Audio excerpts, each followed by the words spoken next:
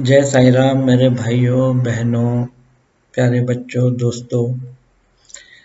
आज मैं साईं बाबा के परमिशन से कुछ मैसेज देना चाहता हूँ।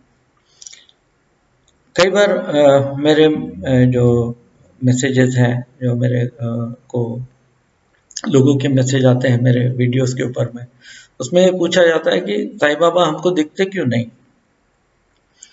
ना। इस चीज़ का जस्टिफिकेशन जो मेरे जहन में आता है वो ऐसा है कि साईं बाबा सब जगह हैं, तो दिखते उसी को हैं जिसकी आंख के ऊपर में पर्दा नहीं रहता है। तो साईं बाबा मुझे भी तो कभी वास्तविक रूप में दिखे नहीं। हाँ, मैं महसूस कर लेता हूँ उनको और वो दिखा भी देते हैं कि वो हैं चारों तरफ। और कुछ लोगों को वास्तविक में दिख जाते हैं ना। उसका रीज़न मेरा एनालिसिस ऐसा है कि देखिए के इंसान जो जेन्युइन इंसान होता है, जेन्युइन मतलब सच्चा वास्तविक इंसान, उस इंसान के ऊपर में ईश्वर की नजर रहती है हमेशा। अभी हम जिंदगी में बहुत सारे एक्शंस लेते हैं, बहुत एक्शंस लेते हैं, पूरा लाइफ एक्शन से भरा हुआ है। बट वो एक्शन के पीछे की जो नीयत है, जो इंटेंशन है, उस चीज को ये सिस्टम, ये गॉड, जो भी पावर्स हैं, वो हमेशा ऑब्जर्व करते रहते हैं, रजिस्टर करते रहते हैं। तो ये चीज मैं आपको एक्सप्लेन करना चाहता हूँ कि एक्शन से बड़ा इंटेंशन है और इंटेंशन हमेशा ऑब्जर्व होता है। और ये जो हमारे गुरु हैं, भगवान हैं, ईश्वर हैं, ये ऐसे इंसान की जो नेकी है, उसके सबकॉन्शियस की नेकी है, उसको हमेशा एक्सप्लोर करते रहते हैं, देखते रहते हैं।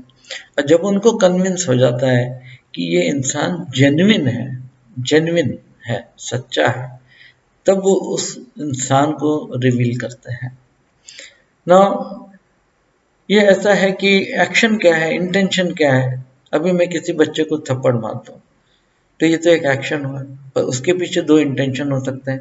या तो मैं उसको सही रास्ता दिखाने के लिए थप्पड़ मार रहा हूँ, या मैं अपना गुस्सा जाहिर करके और अपने आप को उसको नीचा दिखाने के लिए उसको थप्पड़ मार रहा हूँ। एक्शन दोनों सेम है। फौज में सोल्जर है, वो दुश्मन को गोली से मार गिरा देता है, उसको भी हम खूनी बोल सकते हैं। बट एक चोर है, डाकू है, वो भी अपने पैसा लूटने के लिए, रेप करने के लिए किसी का मर्डर कर देता है, वो भी खूनी। एक्शन दोनों के सेम है, आदमी को मार रहे हैं, पर उसके पीछे की इंटेंशन बहुत ज़्यादा इम्पोर्टेंट होती है। अभी आपको बहुत ही फेमस स्टोरी है सुदामा की। अभी सुदामा और कृष्ण बहुत क्लोज फ्रेंड थे। सुदामा गरीब थे, कृष्ण काफ़ी अमीर थे, बहुत अमीर थे, राजा थे वो तो। अब सुदामा उनसे मिलना जाना चाहते हैं, बट वो सोचते हैं कि मैं ये सोच के तो नहीं जा रहा हूँ कि मुझे उनसे कुछ मिलेगा वापस। और जाते जाते भी ये सोचते हैं कि मैं उनके लिए कुछ लेके जाऊं। तो क्या लेके जाते हैं? पोहा लेके जाते हैं, जो कृष्ण को बहुत पसंद है। पोहा लेके जाते हैं। तो जब वो जाते हैं फटेहाल कपड़े में पैलेस के पास जाके, कृष्ण वो बोलते हैं कि मुझे कृष्ण से मिलना है। तो कृष्ण को जब पता लगता है तो कृष्ण जी दौड़े चले आते हैं। आते हैं, सुदामा जी के गले लगते हैं, उनको अंदर लेके जाते हैं, उनके पाँव धोते हैं, उनको नए कपड़े देते हैं और फिर उनके हाथ से छीन के वो जो पोहा है वो खाते हैं बहुत चाव के साथ में। देखिए, सुदामा जी कोई बहुत बड़ा मुकुट लेके नहीं गए, सोना चांदी लेके गए नहीं। वो क्या लेके गए? वो भी पोहा बगल वालों से लेके गए, कुछ तो लेके गए, छोटा सा, गरीबी में भी वो लेके गए। तो कृष्ण जी ने उस चीज़ को एप्रिशिएट किया कि ये इंसान गरीब होके भी मेरे से मिलने आया, मुझसे कुछ अपेक्षा नहीं कर रहा है, बट मेरे लिए कुछ लेके आया है। तो साईं बाबा ये नहीं अपेक्षा करते कि आप मुकुट लेके आओ या बहुत सारा पैसा डाल के दान में चले जाओ।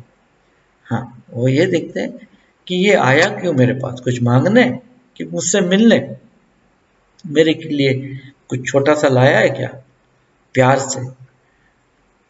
तो ये उस चीज़ को ऑब्जर्व करते हैं। उन आप छोटी भी चीज़ देते हैं तो वो उस देने पे उसको इम्पोर्टेंस नहीं, उसके पीछे की सोच जो है एक्शन के पीछे की सोच कि यार मेरे लिए इसने छोटा सा कुछ मेरे को याद करके लाया, तो वो जो इंसान की नेकी होती है उस चीज को साईं बाबा बहुत ज्यादा ऑब्जर्व करते हैं। और फिर सुदामा वापस जाते हैं, खाली आ जाते हैं, पर घर पहुंच के देखते हैं कि उनको एक पैलेस मिल गया है।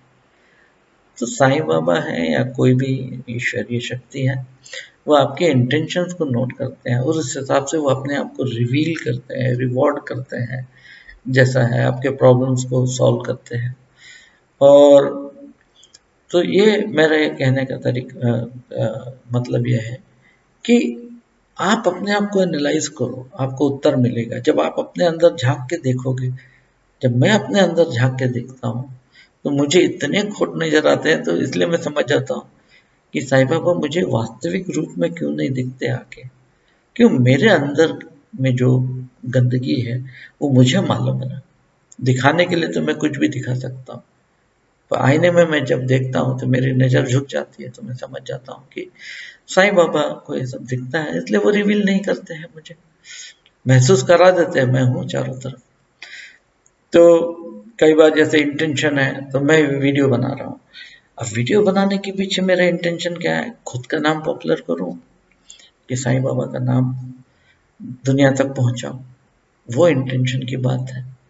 तो वो इंटेंशन वो नोट कर रहे हैं, मेरे अंदर जेन्युइन इंटेंशन इसके पीछे क्या है वो नोट कर रहे हैं, मुझे भी शायद नहीं मालूम होगा।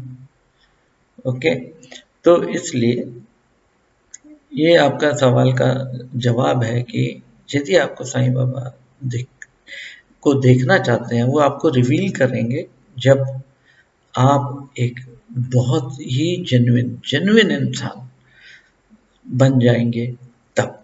और 1 साल नहीं, 2 साल नहीं, सालों साल आपके अंदर एक प्योरिटी से ज़्यादा इम्पोर्टेंट है जेन्युइनिटी है। आप भले प्योर ना हो, गंदे हो, नहाते नहीं हो, चोर डाकू भी हो सकते हो आप, बट आपके अंदर यदि वो नेकी है या मानुषगी है और जेन्युइन मानुषगी है, वो मैं एक्सप्लेन नहीं कर पा रहा हूँ कि उसका क्वांटम क्या होता है जेन्युइनिटी का, तब वो अपने आप को रिवील करते हैं, क्योंकि उस वक्त आपकी आंख के ऊपर में जो लोभ का, जो मोह का और एक मक्कारी का जो पर्दा है वो निकल जाता है। तब साईं बाबा जैसे लोग आपको दिखने लगते हैं, दर्शन तो वो देते हैं, पर वो दिखते तब है जब आपका सबकॉन्शियस एक जेन्युइन, एक नेक, एक सही इंसान हो जाता है। तो बस ये छोटा सा मैसेज आप लोग तक पहुंचाना चाहता हूँ, ये जवाब देना चाहता हूँ कि कुछ लोगों को दिखते हैं, कुछ को नहीं दिखते हैं।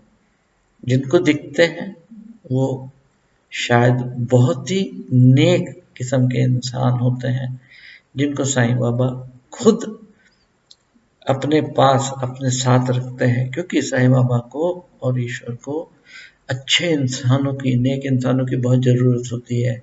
उनको भी अच्छे लोगों का साथ ज़रूरी होता है, क्योंकि उनकी अच्छाई के थ्रू वो दुनिया के लिए काम करते हैं।